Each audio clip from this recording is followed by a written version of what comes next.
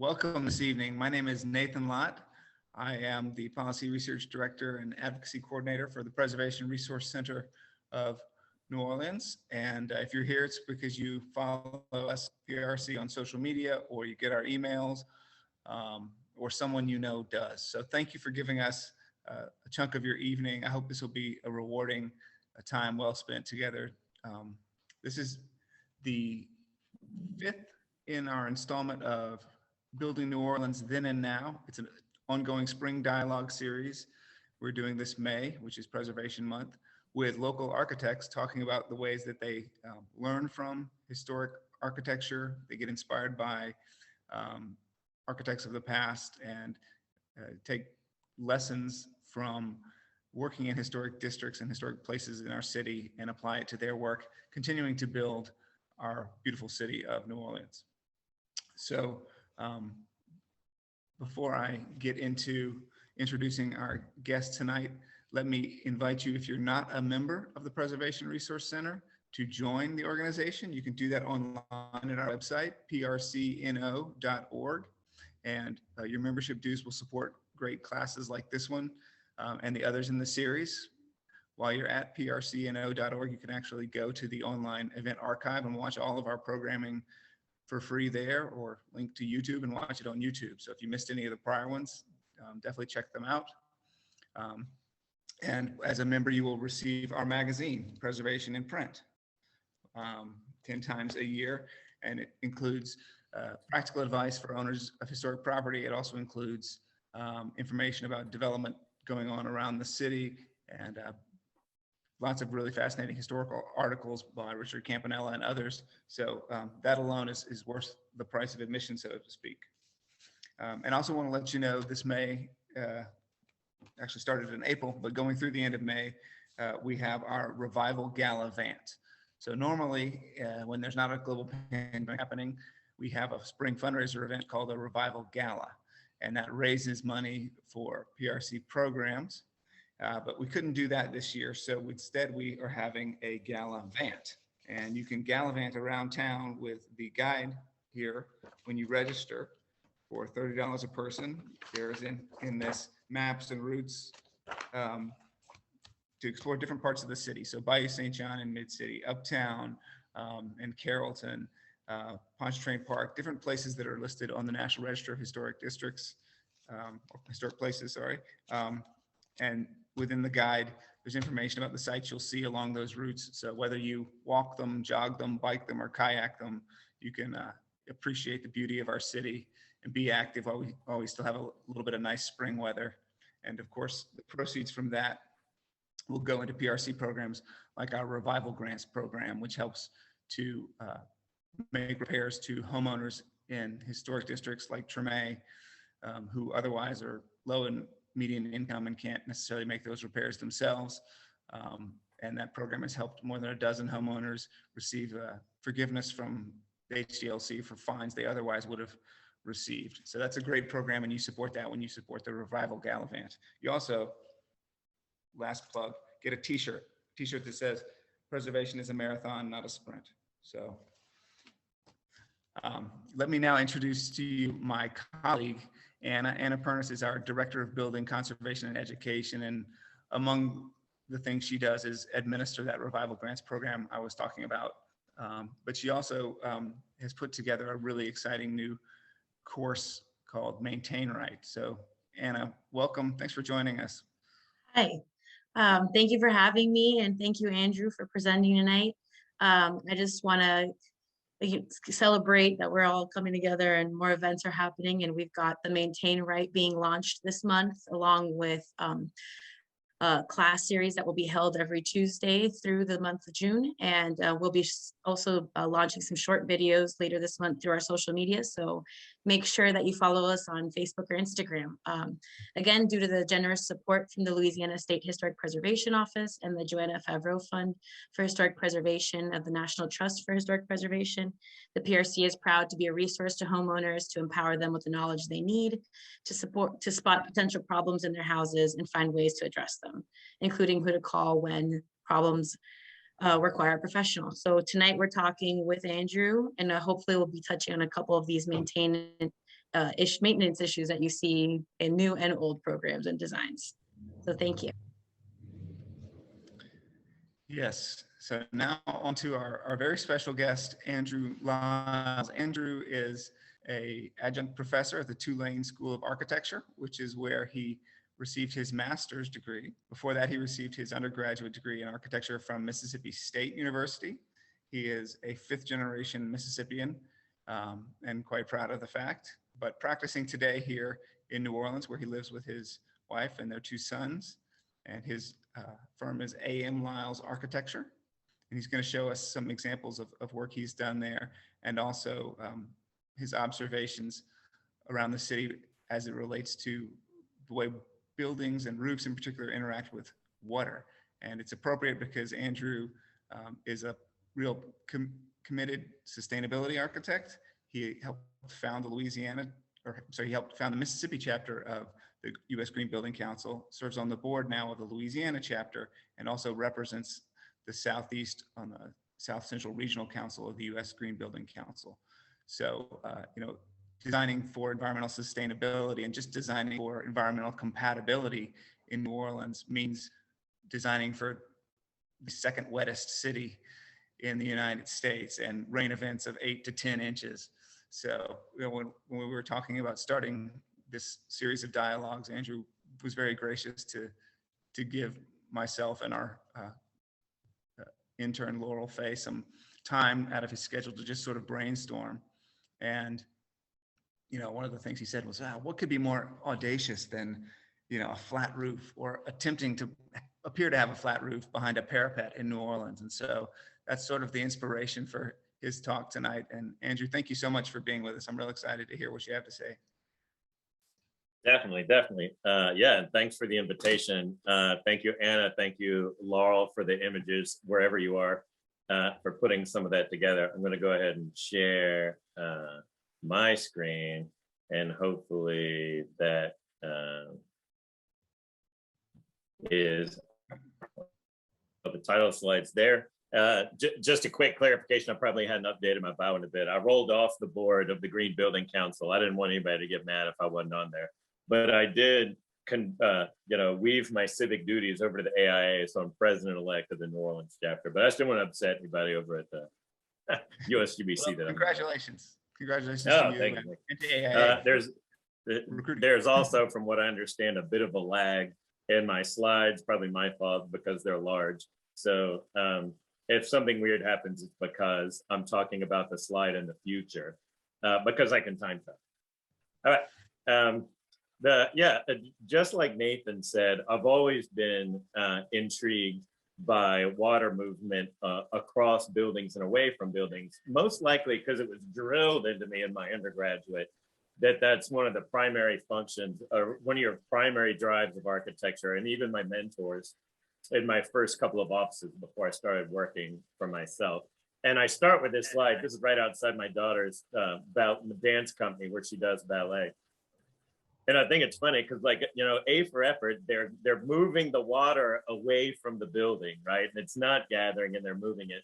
But perhaps it's not the most compelling use of the material, right? So just an experiment, I just hit the slide.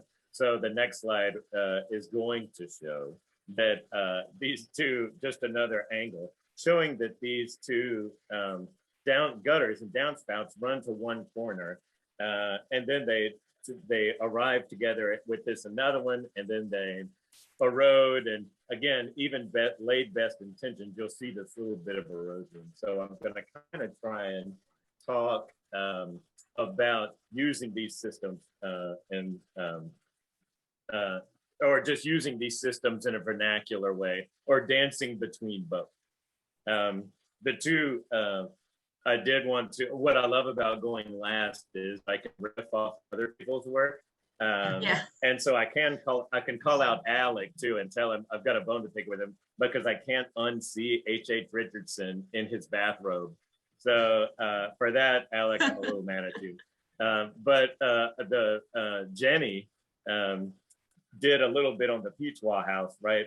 And I think it's a great one for us to start about water movement, because it's pretty obvious how the water moves off it.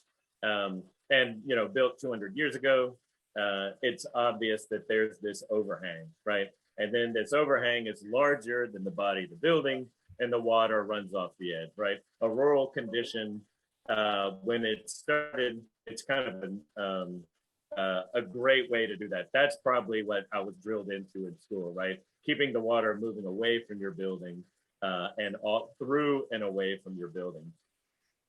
One of the questions that Nathan asked us when we started to agree to give the lecture was, are there any architects or buildings that you're particularly fond of? And at the risk of being a cliche, I find the Superdome pretty exciting.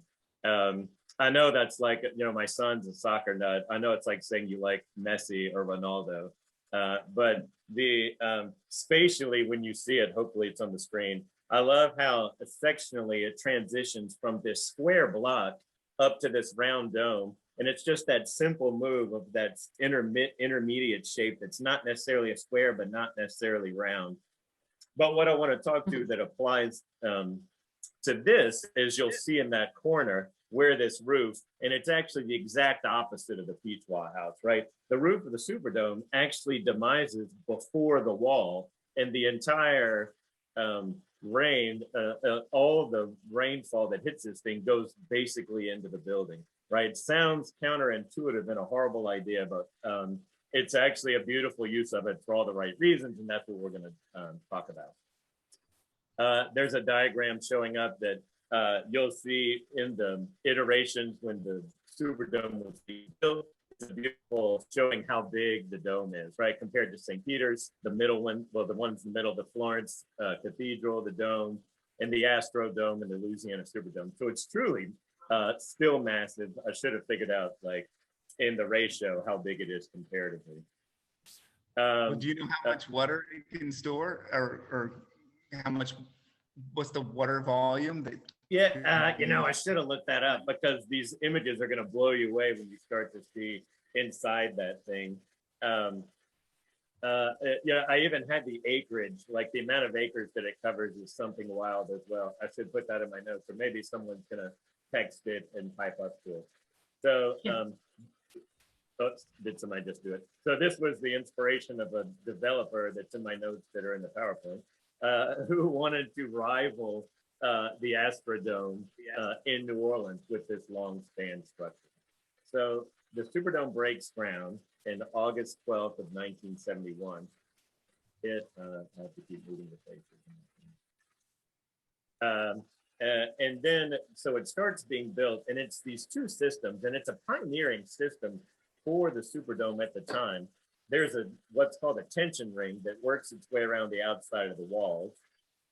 And the roof is what's known as a Lamella Roof, which uses small members to allow it to span great distances. And that, in comparison with working in conjunction with this tension ring, makes that long span possible. You can imagine, as this dome tries to lay flat and apply pressure out, this ring is generating tension and pushing back on itself in all directions. The walls were actually built independently of the ceiling. There's 14 or 16 like pneumatic cranes that the roof was built on separately. And once it was completed and the tension ring completed, those were all lowered at once onto the structure of the wall, and then the building completed. And then in 1975, the dome itself opened.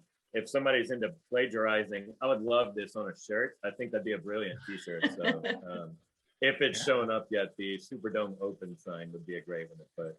Yeah. And so, not to nerd out, but my students would say I'm a huge fan of section, and the section of the Superdome is breathtaking. It's all these like interstitial layers working their way up, and then this K bracing, and then in the section I'm showing right now, can you see my little hand? Yeah. Excellent. Yes. You'll see this is a section cut. You remember a section's like cutting a piece of cake out of a whole cake, right? It's just a side view of the building. So here's this tension ring that runs all the way around the building. Here's this Lamella Roof. And this massive thing that looks like you can drive a car through is the gutter for this thing. Is everybody Wow. sitting down? Because it's pretty insane once we start looking at pictures of it. And so, you know, it's funny that I was so intrigued by this. It just so happens that it's one of Davis's, oh, I didn't even mention that part, right? Designed by Curtis and Davis, powerhouse architects of New Orleans. It had gotten down, the commission had gotten down to 2 architects, Curtis and Davis and SOM, Skidmore, Owings and Merrill, nationally recognized firm, right? And they were interested in being the leads and having Curtis and Davis be the, at least this is what I read, and it happened by design, being the local architects. And Curtis and Davis were not interested in that. They were being interested in being the lead. So they kind of pushed and pushed, ended up having a choice, and they ended up choosing Curtis and Davis with 2 local architects to back up, to assist. So it's funny that I'm intrigued by this detail because apparently Davis was too. Because our design philosophy demanded functionality over aesthetics, the elegant lip along the connection between the roof and the vertical walls is actually a gutter.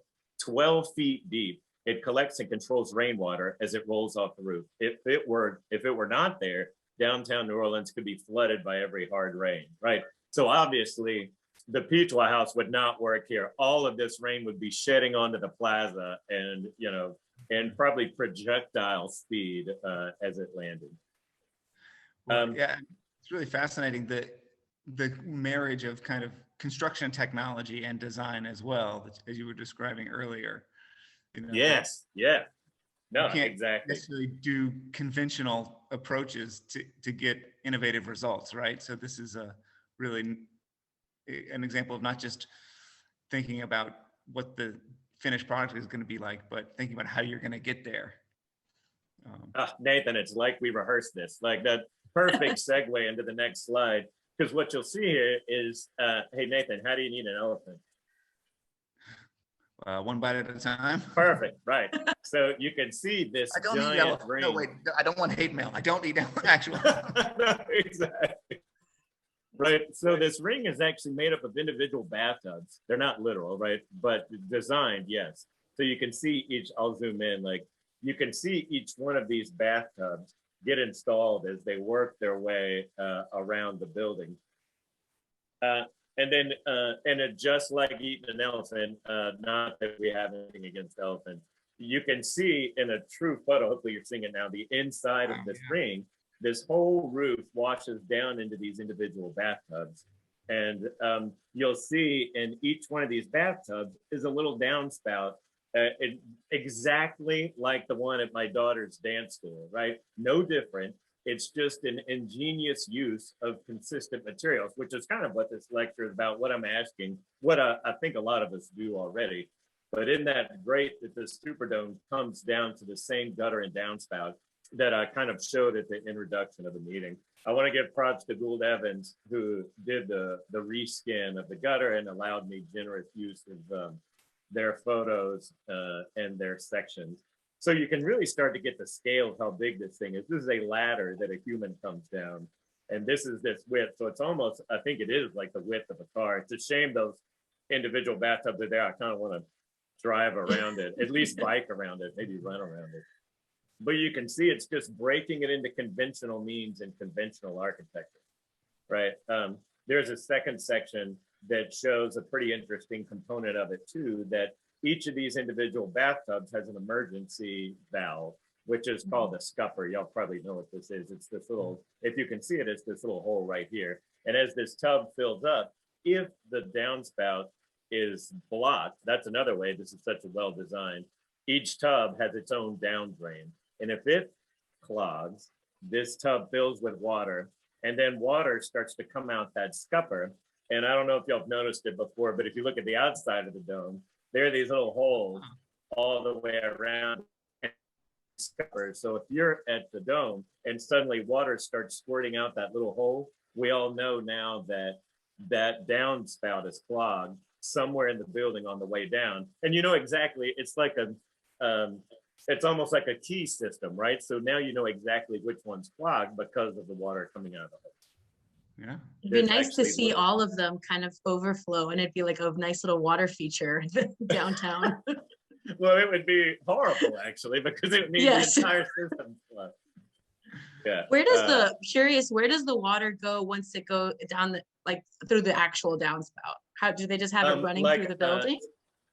Yeah, like most and like most commercial buildings, and I should have said that. A lot of commercial buildings, and I have some images, but I cut bait on some things. Obviously, bad selection on my part, but they all come. A lot of commercial buildings have an interior roof drain, and it comes out and it spits out. You'll see them on the sidewalk, little round holes sometimes, or they go straight down and tie into the storm drain, the storm sewer system. Right. And I don't. It very well could have tied in. I doubt it's daylighting on the plaza, so it's probably tied into the actual storm drain itself. I'll show you some of the French Quarter versions of that in the lecture, but I don't have the Superdome. I want to finish on the Superdome because there's this funny anecdote. This was so novel, this design, this combination tension ring lamella frame, that people were taking bets on like how quickly it was going to collapse and how quickly this roof was going to pancake down. And Davis tells this great story in the book. As the columns were lowered, remember these new columns were pneumatically lowered onto the tension ring, and the load of the structure was transferred from the towers to the tension ring. Curtis and I were on the ground level of our building. As onlookers watched in horror, we strode out to stand under the roof. I love this, like, you know, they're so confident in their design, they walk out to the 50-yard line, or what then was just the middle of the building. Some of the workers, some of the Curtis and Davis had plane tickets to Mexico in their pockets in case it did collapse. Oh, well, while you've got that image up there showing the roof, we've got one Q&A. What is the white coating? Is that elastomeric paint or is it rubberized? Do you have any clue? It was rubberized. It is now painted. I'm pretty sure this is anecdotal, but at Katrina, and I had some images of it, but I decided not to dwell on that. I know we all, but the rubberized coating, it might have been EPDM. I'll have to go back and look. Blew off, as y'all saw in the pictures, and it filled this entire gutter. Maybe I can stop share or throw it in the chat. That same gutter picture I showed you is just full of rolls and rolls of that roof covering.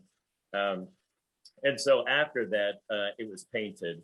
And I think that's why it looks a little less than white right now. I think it had a bit to do with the fact that it's painted. Yeah, well, that just goes to Anna's point about maintain right. You know, even the Superdome needs maintenance. It had a couple iterations. Yeah, it was interesting from when I was working with City Hall, our office looked over at the Superdome roof and we watched them repaint it not too long ago, I think 2 years ago, but it was just one guy out there with a rope tied to his waist and just going up and down and up and down. And it was funny to see him just out there alone, kind of making very small moves, making small progress, but he coded it. Slow, steady. How to eat an elephant. Right? Yeah. This is kind of where this lecture came together, where Nathan got me excited about it, is now that we've talked about how novel this detail is, it's all over the place in the quarter, right? And it's 300 years old. And so you see this image on the right, and this is typically, I guess, what you'd call like a townhouse, a 2 or 3 story building with a continuous parapet all the way around. And so you can see a lot of these French Quarter buildings have housetops on them. And that housetop sheds to the edge, and it gets in a track, not unlike the track of the Superdome, and hits a gutter or a downspout. And this is what those look like from the ground, right? This is that parapet wall. And, you know, maybe this triangle is this triangle right here. And you can start to see what happens if it's not maintained right, not to steal Anna's catchphrase. I think she's got it copyrighted. But you can see this masonry, a lot of the French Quarter buildings, some are masonry walls. You can see this masonry soak up this water and vegetation start to grow in it because there's moisture present in this building, because it's this tricky system of not being able to shed straight off, but actually being caught and then directed, right? I've zoomed in on one and you'll see that vegetation. This is the zoom in of the one right here. And you can start to hopefully see this moisture gather at that edge condition. the next one I'm showing you just reminds me of the Superdome because the pitch is so extreme, hitting this small parapet. But you can start to see hints of the one on the left. You'll see this roof shed all of its water in the perimeter, and the perimeter is gravity fed. You can see this scupper here and this downspout, and that's kind of the system how it works here. Disclaimer: I may or may not have gone onto some roofs of some hotels, but I didn't climb anything, and no laws were broken in capturing all of this aerial photography. This is an interesting one that talks about buildings like, so this is, for example, 3 units, right? And so you can see those party walls. Party walls are those walls that join 2 units. And code makes us run that party wall all the way up. So if there's a fire perhaps in this side, it can't jump to this side and then jump to that side. So you can see it makes 3 little bathtubs, kind of like the Superdome has those individual bathtubs right now. And so transitioning, that's what you'll start to see in the French Quarter, right? These individual little scuppers and downspouts showing up right next to each other. And you'd start to think, well, why can't they just be the same one? I think it's because a lot of these are different buildings, maybe built at different times. So you'll start to see that these parapet conditions create these lines that start to draw themselves across the building. I'm doing a series of photographs where I just photograph the scuppers and the downspouts of the building and just see how much of the building I actually get just by, and seeing how compositional it kind of looks. So you can see on this building in the French Quarter, it looks like maybe this is one where we were talking about Nathan and Anna. This one doesn't daylight on the street, but goes down into the storm drain. So that's probably why this downspout made the hard right turn and tied into that one and went down. But you can see these sort of become things on the face of these buildings, right? And so I started looking at these, and here's one close up, just so you could see, right? There's this, perhaps a gutter on a front shed, it looks like, right? Leading into a scupper and a downspout across the face of the building, tying into the last one and going down. And I was kind of intrigued about when did this start and how long it had been there? And is it how far back had this system started to occur? Because as you keep walking around the French Quarter, you see them more and more, right? Here's 2 adjacent to each other in 2 buildings. Here's one that comes and turns and wraps its round down the side. And that, and at one point they were obviously intrinsic to the building, but then it felt like the ones on the right, you start to kind of disregard them and they become their own thing, and they maybe aren't maintained. Oops, sorry, Anna. Like the building itself starts to be maintained. And so I was wondering, and there's glimmers though, right? And I love this image on the left. These are actually cast like a column, right? These are cast downspout boots. And I didn't do some heavy research. I did some mild research, and I could not find any downspout boots more than your minimal rectangular downspout boot that receives a downspout gutter now, right? I don't know if you have to hand cast these now, or you have to go to a salvage place, or if it's a custom job. But what I get so heartened when I see the image on the left, because it's when these gutters and downspouts were designed with the building, right? And they had, it's the exact opposite of the building next to my daughter's dance hall, right? It's giving this water movement the same care and ingenuity that you would give any other component of the architecture. Yeah. And so go ahead. Well, perhaps at one time, some of those downspouts may have connected to cisterns as well, not the ones that tied into boots, but in the backs of houses, they could have been tied. Right, exactly. There's one, and I'm going to respond to that in a second. So I was trying to think of ways to find that, exactly what you're talking about, Nathan. I was like, if there's only some sort of manual of the French Quarter where I could go back and look at these things. And I was like, oh, of course, right? The French Quarter manual. So this book is brilliant, by Malcolm Hurd. I'm so smitten by this book, I accidentally bought the hardback version twice. I might put the other one on eBay, although someone's asked for dibs on the hardback version. Makes a great gift. Yeah, exactly. And to kind of riff on, I'm not mad at Alec anymore, even though I can't unsee H.H. Richardson in his bathrobe. But Alec and you, Nathan, had a great conversation about type versus style. And if you look at page 2 of the French Quarter Manual, they do the exact of what you're asking in a nice, clear way, like on the type of French Quarter houses. And it's exactly what you're saying, kind of about clothes on a person, right? So you see cottage, townhouse, shotgun house, types. And on the far right, you go to style, it's like Greek Revival, Gothic Revival, Egyptian Revival, Second Empire, right? So those are the clothes that you put on these types and styles. And there's actually pictures in these in this book of those cisterns in that beautiful interior of these French Quarter blocks. And I started to go down that rabbit hole, but it became a different lecture because I started talking about the interiority of these blocks, and maybe somebody had covered that already. So I kind of wanted to stick the water movement away from the building. And this middle section is the one that I kind of wanted to lean on, because I love that they break all the parts into, break all the amenities of these building into parts. I am a little bitter that there is no sort of water movement part. And there's some brilliant passages in here that talk about heat and light and wind, but there's not a lot about the water movement itself. And mainly, maybe Nathan, because it was all going straight to these cisterns. But I'm about to show you images from like the early 1800s where there are already gutters and downspouts leading straight to the curb. If I squinted and I was going to say they did cover water movement, it would be these Abbott Vents or Abbott Vents, whichever ones you want to call it. And I was going to kind of call the PRC out. I thought that was pretty harsh to throw Abbott Vents on your Twitter page. I mean, that's like one of the most esoteric things you can grill somebody on.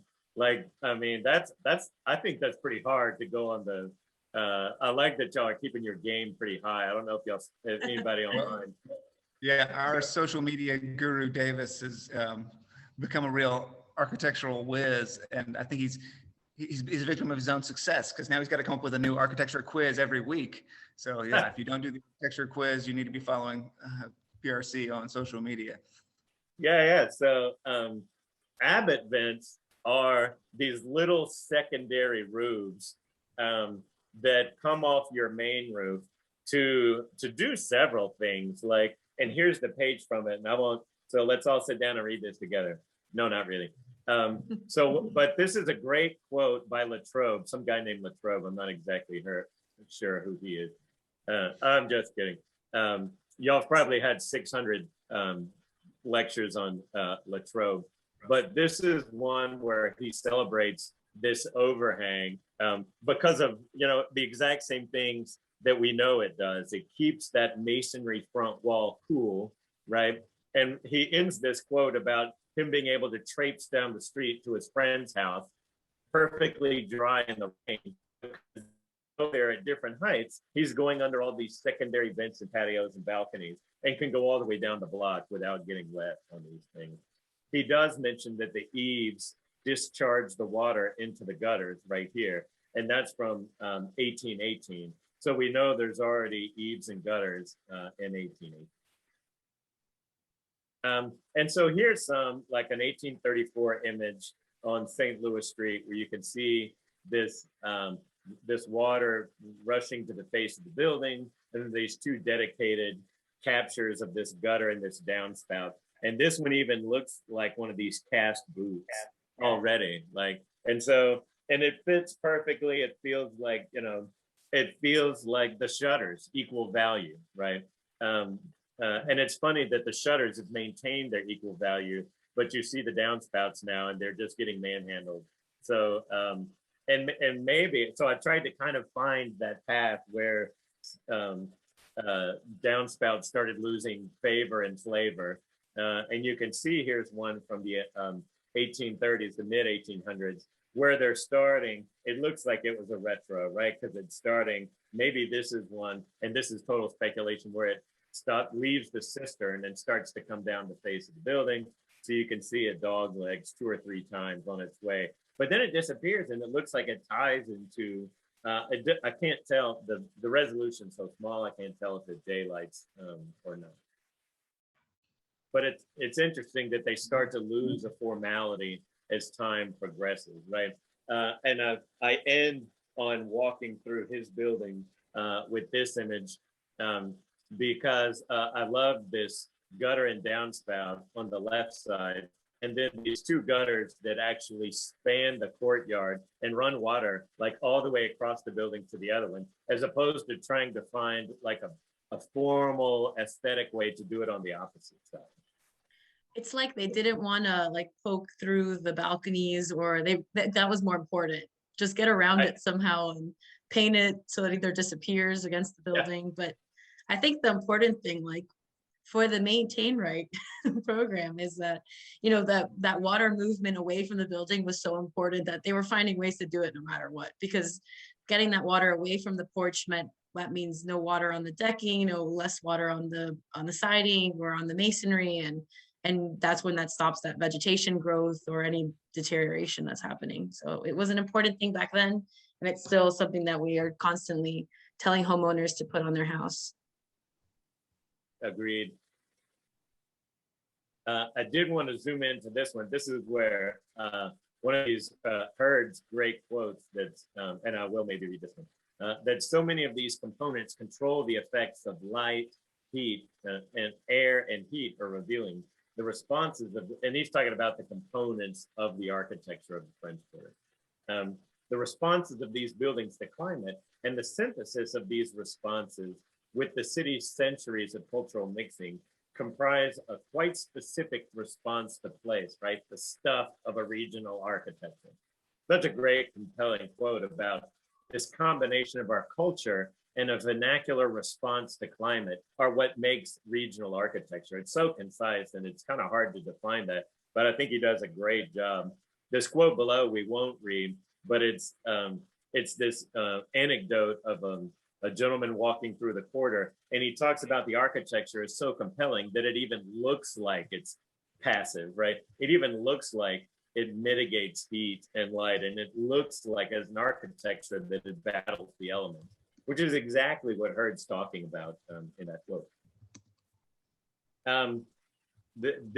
These notions of trying to make a regional architecture by responding to the vernacular is going to lead, I want to talk about just one building of mine, and then we can kind of riff about it, riff about the whatever Nathan wants to riff about. This is a small house, or Anna or anybody. I did out Lakeview, and it's about 1,600 square feet. It's 3 bedroom, 2.5 bath, and this is sort of the front, and then we'll get into the weeds. And this is sort of the back of it. What you'll see in the next slide is it's siding in on the lot, and you'll see that this triangular lot faces due north, which just set up this recipe for success for just by the vernacular, and that's kind of where we'll get into it, and then we'll talk about it. So it's just off the city park, and I sort of started salivating when I didn't get a rectangular lot, like most architects do. Like, to be an architect in New Orleans to not get a rectangle, it's pretty exciting. So this is the lot, and you can see this little neighborhood of Lakeview. It is at this angle, and there's Orleans. And so quickly on the plan, the ground floor is in the middle, and you can see how it responds to the lot. All the public spaces for the family are on the left side. It's 2 adults and a child. And all the private spaces are in the 2-story object on the right side. The master's in the back, an office in the front, and then a Jack and Jill suite in the back. The owner enjoys like music and collecting instruments and has a record collection. So we call the middle the sound foyer, kind of because it's triangular shaped, and it's also sort of this knuckle that transitions between the public and the private. And then it's 1 2-story space on the great room but there's a little HVAC space above this little screen porch. What you see also is that this thing is due north. So I'm being facetious, but I really didn't have any choice but to open this thing up to face due north and put this big deck facing due north, which, you know, delicious northern light in a hot, humid climate. Like there was really, you know, my hand was forced by the forces of nature. Speaking of the forces of man, though, and I love that Jenny brought this up, and it's funny, I bet all architects do this, and we should probably all talk more. The first thing we do is we're dying to know why it's a triangle. Like it's not enough just to get the triangle. I want to know why. So I go do like she does and I do on most of my projects, go back and find a history and an etymology and a narrative to the building. And then you see, and it couldn't have been more rich, because you see the general one follows the canal, and the angled one, we're assuming, follows the ridge, the Esplanade Ridge. But you can see also United Fruit Company, right? So speaking of audacity, Sam Zamuri comes in and he buys this giant lot and he makes a telegraph station. I'm assuming so he can communicate with Central America as he overthrows it, if you remember. And I don't know, I'm not a historian. I don't know it very well, probably less than Nathan and Anna do. So I'll defer to them. But if you look at the Sanborn map, it says United Fruit Company Telegraph Station. And I didn't get enough into the weeds because we had to design the building itself. But we were so smitten by it. The client and I both read Rich Cohen's book, Tulane graduate, The Fish That Ate the Whale, which is pretty fascinating. I forget what you call that. It's called like novel nonfiction or narrative nonfiction or something. Like it's written like an exciting novel, but it's it's nonfiction. And then we started, because we had some initial designs that way, we're like, oh, look, it's like a hand of bananas.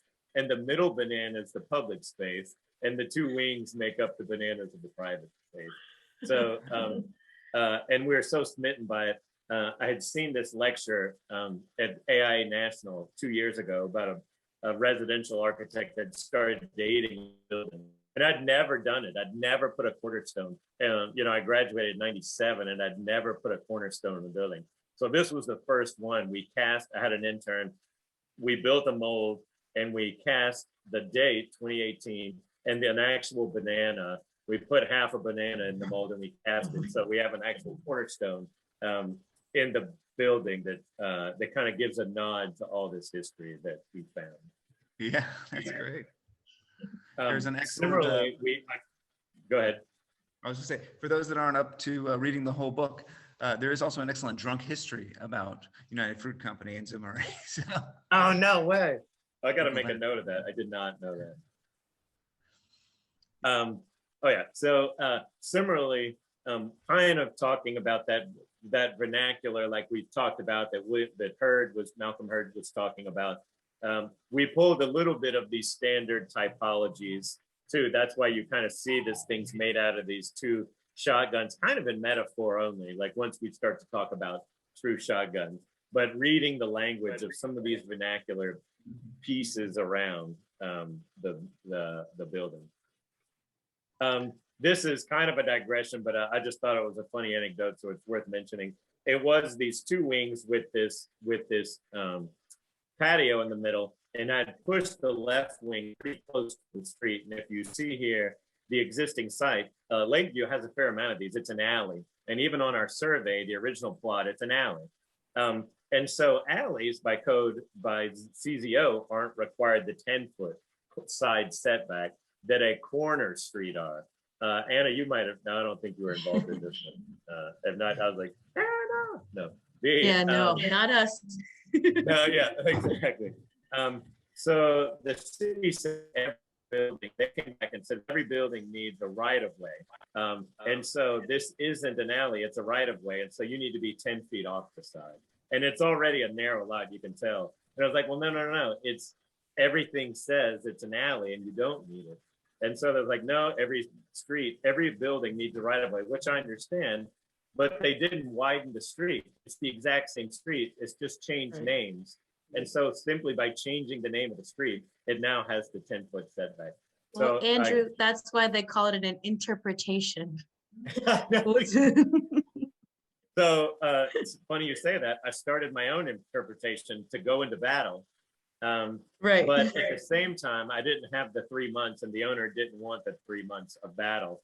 So while I was setting up my variance application, I said, well, let's just shove the right building over to the 10 feet and see what happens.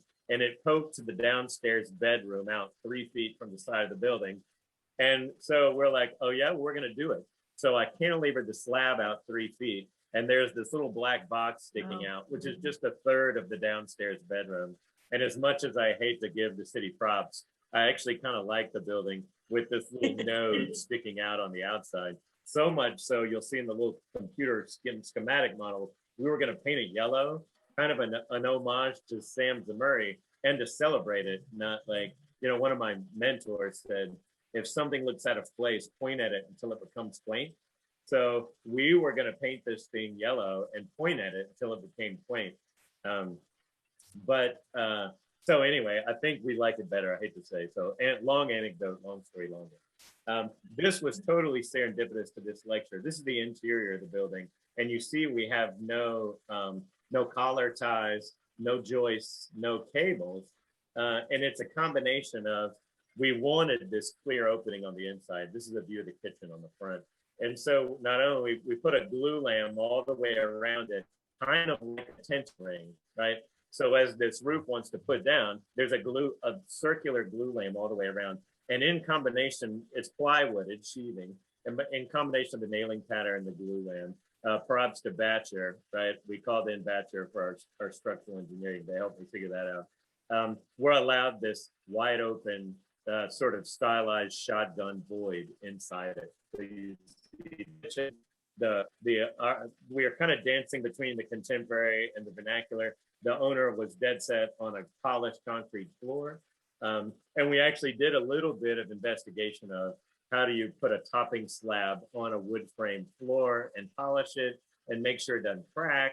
You know, it's kind of been done. Boy, it sounded a little dangerous, you know, so we ended up just doing a raised slab, which now we don't have a termite issue, we don't have moisture and rotting issues, but we don't have air coming under the building, which cools a lot of architecture and right.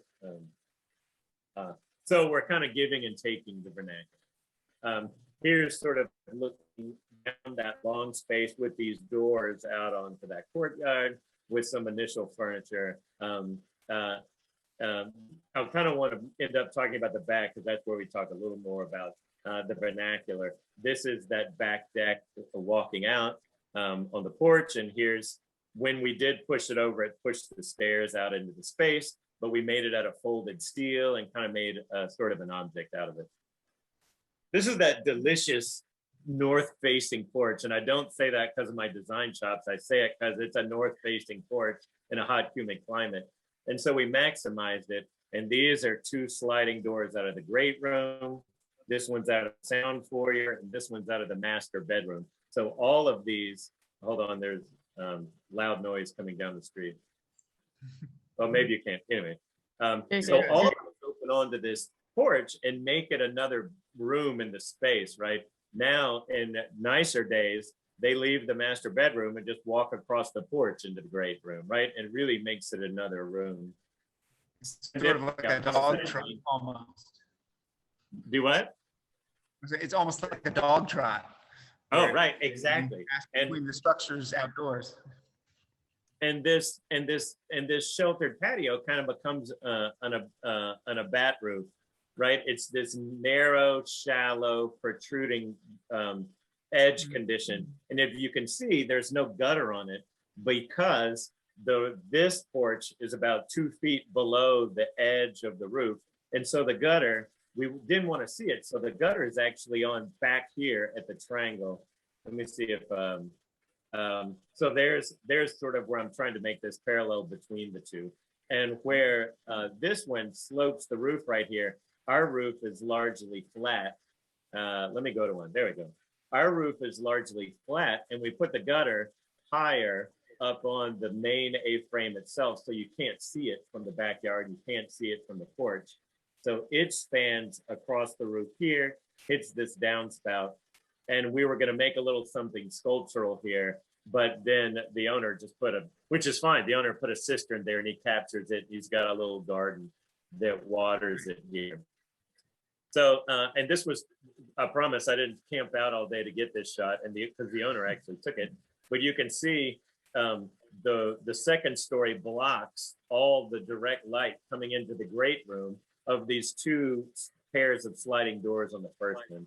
And this is actually just a screened window into the screen porch, and you can barely see the sun coming into the screen porch itself. This little box is a little a little intimate screen porch. And now you can see it's not really an Abbott roof. This is actually a cantilevered roof, and this is one single member that starts here and cantilevers out a third out. And in order to get no columns here, you can see this is a beam. That's a steel C-channel that runs across the front. So now we didn't want any columns because we were bringing these stadium steps down early. We just didn't want any columns out there. Sure. To leave that northern porch as kind of big and open as we could. Yeah, you have room for seating out there, and you don't have to worry about moving your chairs and taking around the column. Informal music shows, right? Because these stadium stairs go out into the backyard. Material-wise, you cantilevered the roof there and the floor on the other appurtenance. Is that correct? Yeah, exactly. 1/3 of the bedroom, so you can have a top and bottom cantilevered condition on to two different parts of the structure. So, so the northern side, I didn't mind painting black, right? Because it's the northern side, and we kind of wanted a contemporary punch. And you can see the two-story private one, kind of quiet and all white, and the public one is the one where we folded that porch decking up the side of the wall and up to the underside of the ceiling. So this is that porch decking running across all three. And because it's the northern side, I was okay with painting it black. I couldn't resist putting a little black brick on the front. I could kind of lie-ish and say, because this is rotated and set back, it actually puts this facade in the shadow of the two-story building. So it is in sun some of the time because you can't fight southern sun all the time, but a portion of it, that's why we actually did an overhang, right? Because as Anna says, right, I want to maintain it, right? So that's the only true overhang. It comes out a foot, and there's no gutter on it, but that's okay because it is brick, and brick's a durable material, right? There's no gutter on this long side. It's okay because that's where we folded this corrugated metal down both of those sides. I don't know if you can see that. I probably don't have I don't think I have a better shot of that on that side. And so the only true gutter we have is this one, because we knew we didn't want water to pour into the north facing porch because that was going to be such an activated space. Yeah. The brick facade there sort of also makes it feel like an entry. Like it sort of signals with the more refined material that this is the primary. You took the words out of my mouth, Nathan. That's why this is almost the back of this building, right? Because we want you to enter here. So we dolled up that one, right, a little more just to signify that entry.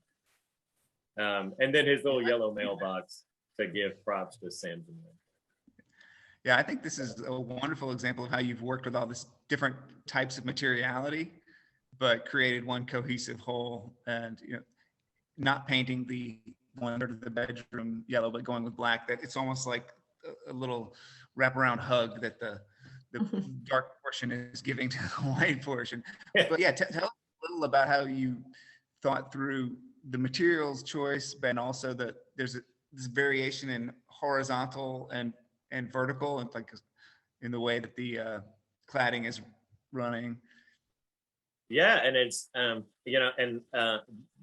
let me see if no, that's probably the best place to do it. I was going to run back to the first one.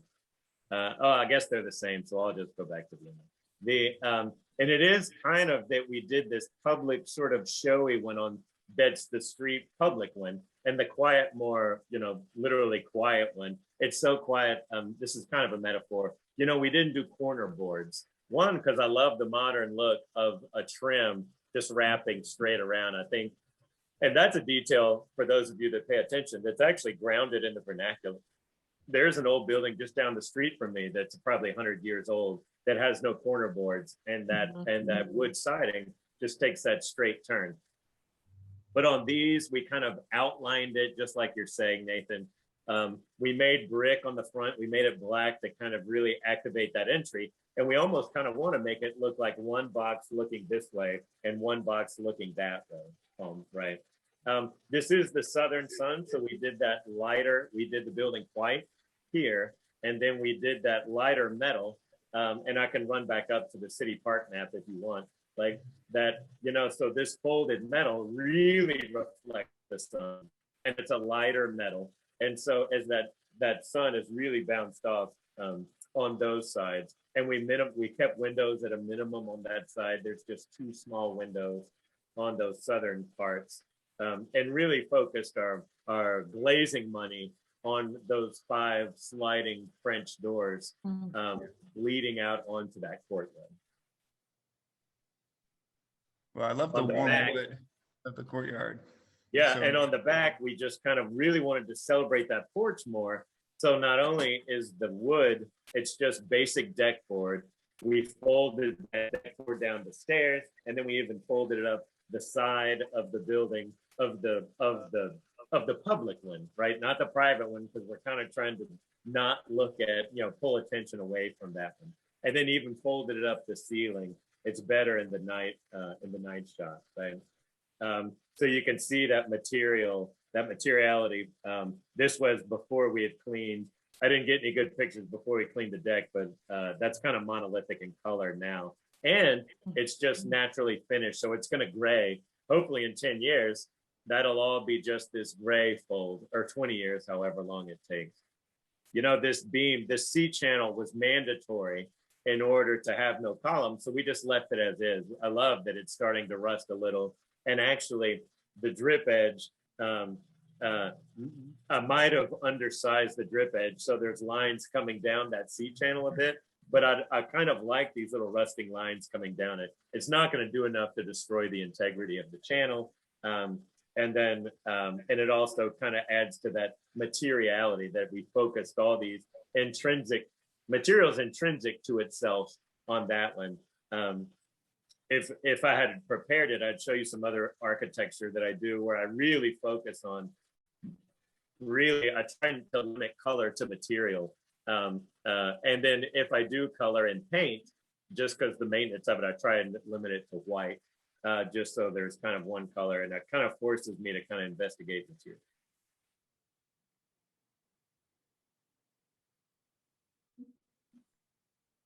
I have a question on the that little 1-story connection piece. Is the roof on that piece flat between the 2 houses? It's one flat roof, and that's something I didn't finish discussing because it's this on the front. It was the one component of flat roof, and all it does is capture the left side of the 2-story unit. And the intention was to put that scupper and that downspout straight into a little sculptural triangle, a little piece of grass, and we're going to make something here. This was where we had a little issue with the contractor. Like typically, that's supposed to go in front of the hole and not below the hole. So this was a detail that we didn't quite get to finish. But I think it's actually the owners installed it. There's a downspout there leading into what would have been a little gravel rain garden thing right here at the entrance to the building as you go up. And maybe it's that architectural bamboo that everybody loves, or who knows? It would have just been this triangle of water capturing, right there. You created your own bathtub. Yeah, right. It's kind of an object right when you come down the sidewalk up into the building. Yeah. I was worried too. You can see the road was gravel, and it got beat down pretty bad, and I was worried. The city, that's where I was like, oh, so it's a right of way now. You need to pave it, and I was worried they were going to come back. It's like, no, it's an alley. We can't pay it. It's not our property. But so they did pave it. got a nice road paving now. Well, I love We hearing can you talk talk. about whatever you want now. I was going to finish with, just because I love those boots as a metaphor for like mining, mining the vernacular, or, just kind of celebrating water movement and using it a design aesthetic, kind of like how I tried to like hide that gutter or celebrate. There were moments here where I try and hide the gutter and the downspout. And then there's moments where we put it front and center on the building because we wanted to make it something, right? And so I was kind of going to end with my mentor who said, if something looks out of place, to point at it until it becomes point. That's a great quote. I was just going to say, I really liked hearing you talk about the material choice on the house you designed, and the way knowing how the materials would age influenced your choices. And I wonder if that's something that consciously or unconsciously you and others absorb from being in an older city and seeing how things have aged over time. Think just to have the presence of mind to think about, well, what is this going to look like in 10 years, when it's not my problem anymore?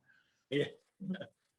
Yeah, and I feel like as architects, we are invested in it. And it's funny, people will accuse me, like, some people say architects are scared of color, and particularly when I say something like I only use white, I'm like, and here, as I say that with my white readers on, like, somebody could say, yeah, you did natural wood, so it would go gray, and you're back to your safe grayscale, right? That now have removed all color from the outside. Well, there's also always this sort of potential for user error where, the next owner paints that wood whatever color they decide it needs to be. And the house, and the house would be fair game too. You'll have to put it in the deed. Right. But yeah, I also really like hearing you talk about the way you thought about the positioning of the sun and the potential for heat gain and how to minimize that. Because when you're designing in New Orleans, you're always designing around these two factors. One is the weather that we've been discussing mostly, and the other is the near equatorial sun that we get at least half of the year, it seems, Yeah, and I didn't put them in the lecture, but there's a little computer model that shows like between the second story and the roof overhang itself, you only get a sliver of light in that great room. But you get a lot of the natural northern light, but little of that, aggressive direct southern light. That's great. Well, we have one question in the Q&A box, and I would encourage our audience to post more if they have thoughts and questions. But one person's asking, is the gravel in the front purely landscaping, or is that a parking space? Oh, is that the city asking? Because it. Gosh, how do I say this on Facebook? It is gravel and purely decorative because by code in Lakeview you can't park in front of your building. Ah. Well, Stormwater management.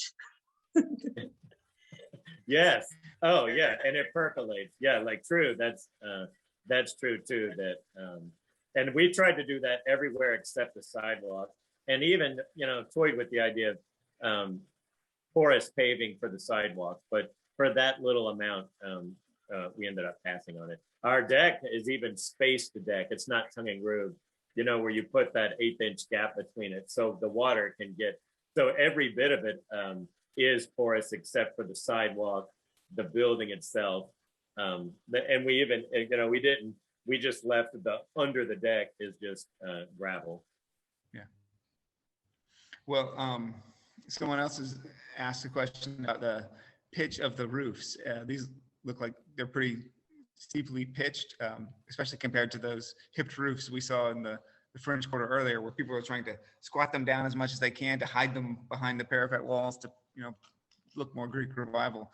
Do you think there's an ideal pitch for our climate? Someone's asking. Oh, that's a great question. We could, anecdotally, I'll tell you, like, I did this true 45. Oh wait, I think it's a true 45. And if you see, like, at one point we were talking about recessed cans in here. but we couldn't find a recessed can at the True 45, like it doesn't exist. But that's okay, because we actually went with those old school ceramic surface mounted bulb housings that you see, and just screwed a nice aesthetic one, but a naked bulb in it. And the electrician even confirmed it, like that's against code at a certain elevation, but after a certain height, you're allowed to have that exposed. So you can't see it very well here, but those are just those ceramic that you see in some old houses. Again, trying to dance between that vernacular. We had to custom make how the ceiling fan hit the ceiling out of wood, because how the cap of that ceiling fan meets that 45 degrees. I would argue there's not, it might be, it's probably the ideal one. This is total conjecture, is less steep than more steep because of the amount of rainwater we get. And I would argue, perhaps speculation, the steeper it is, the faster the water is going to come off. I wonder. And maybe, this is total speculation, the shallower, the less force it's going to come off. I could have that wrong. I'm totally just thinking out loud. Well, I know that working with the Historic District Landmarks Commission, that they really like to keep the pitch around like 7 and 12, just to make sure that there was just enough pitch that you're able to see the roof from the street. So you're not just seeing kind of a flat condition, you're able to see that pitch, and that you're getting that water runoff, like you said, that's required, and just to get the water either away from the building with overhangs or within the gutters and downspouts. Yeah, not only did we want a nice, a massive vaulted space and a feel to those vaults, but we liked celebrating the roof because we folded that material all the way around it. Like the wall material becomes the roof material, and it folds. I don't have an aerial of it, but it's literally these two materials meet. I guess I'll go back to the back, so this wood folds down, up, and over, and then the standing metal comes up the face, over, down on the ceiling, and they meet at that aluminum C channel. So the wood does the whole surface and meets at the C channel, and the corrugated metal does the whole surface and meets. So it's these just two folded surfaces of two different materials that meet at an Abbott roof. That's great. Well, this is another question. I'm not sure if it's for Anna or for you, Andrew, but someone's asked where they can find slates to repair a slate roof. Do you all have thoughts on, for someone that has a slate roof, how they should repair missing or broken slates? I don't. You can try at some of the salvage yard places, but you'd probably have to talk to a roofer. The repairing slate roofs on your own it's gonna be very difficult, and I would highly recommend a professional. Yeah, hopefully a roofer that has done slate roofs before knows a source to get sort of comparable color match and size. Right. Yeah. Yeah, I had the first house I owned was probably built around 1916. This was in Virginia, where my wife went to grad school, and it had integrated gutters and a slate roof. And so it was, the gutters were integrated, meaning kind of behind a sort of cornice condition and just metal flashing. And so maintaining that as well as maintaining the slate roof was part of the joys of owning an older house. Almost like the Superdome, that kind of gutter. Yeah. Yeah, except much shallower, unfortunately. But yeah. Yeah, I'm sure whenever there was any sort of clog, those slates would kind of get underwater, and then it causes just extra damage for that.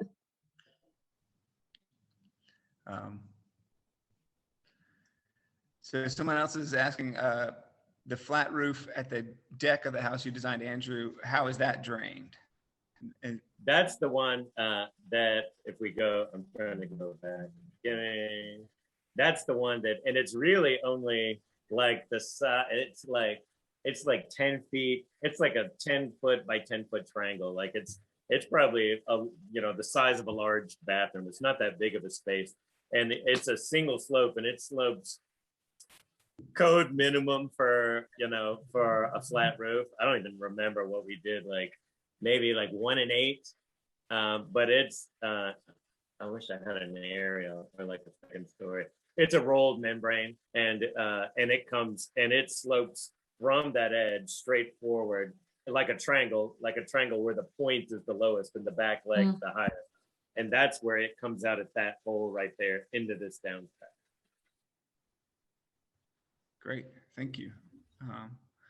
This one actually, the nub actually has this is like a little parapet in itself, and there's a sloped roof behind it, just because I didn't want, I try and avoid flat roofs, so behind that parapet, there's a little roof. Interesting. Yeah, I was gonna say we need to get you a drone so that you can get aerial shots. Yeah, I know. Buildings, and then we can discuss roof styles without you having to clamber up into the nearest tall structure.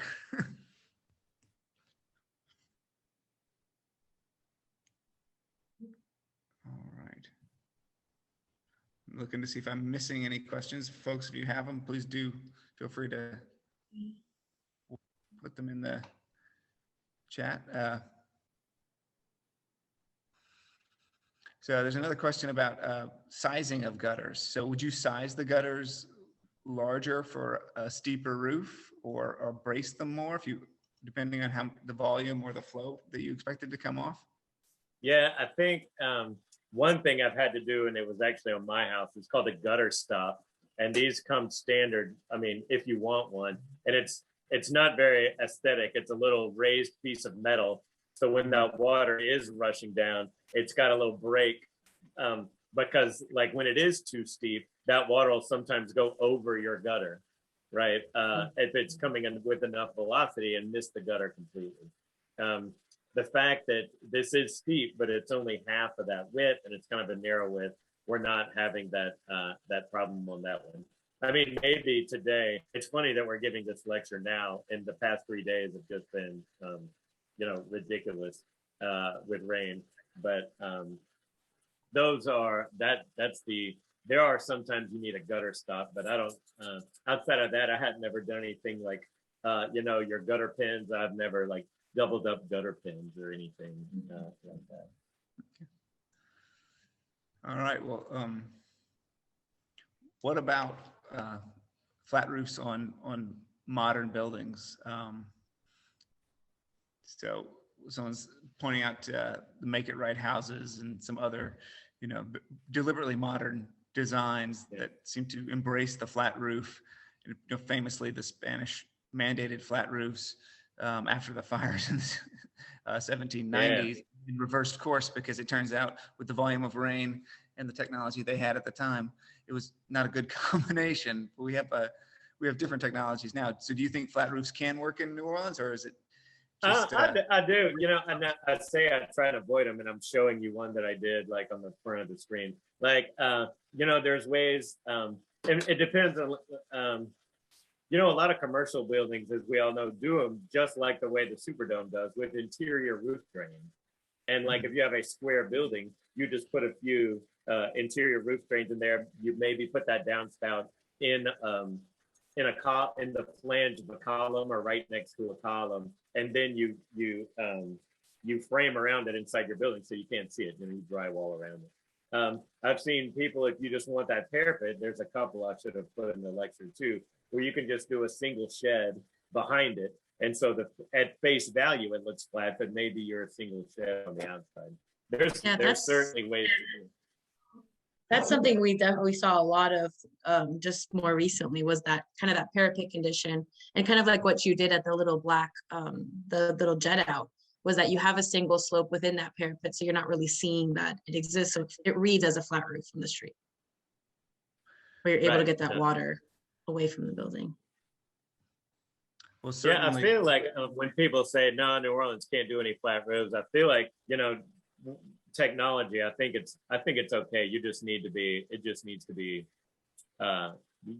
earnest and aggressive about the detailing. Yeah, well, certainly, rooftop bars and rooftop pools even are all the rage in hotels and some residential buildings even downtown. So, yeah, it's doable. Yeah, and even porches, like in a lot of residential, you'll see a porch over conditioned space, and addressing that condition, like having that porch over climate conditioned space.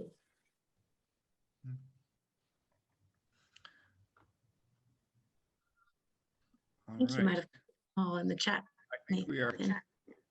Pardon? I think you got all the ones in the chat. I was just double checking for you. Yeah, well, if we didn't get to your question, I'm sorry, but I will invite everyone who's joined us to join us again next week on May 25th. We're going to have a roundtable discussion with our participants in this dialogue series and some additional special guests to talk about, what it means to practice architecture in New Orleans today, and really chew on the question of, is there a style for New Orleans? Is there a school of design for New Orleans? And what does New Orleans offer to the worlds of architecture and design? What does our city bring to the conversation, not just locally, but really nationally and internationally, about the past and future of architecture and the way those two blend together. So anyway, we've had wonderful guests. Andrew, thank you so much for giving your time, not just to be with us, but to put this together and put so much thought into it. And yes, thank you, Anna, for being here as well. And to all. Thank you. It was a blast. I appreciate it. I'm glad you could do it. All right, everyone, have a wonderful night. Thank you. Thank you, everybody.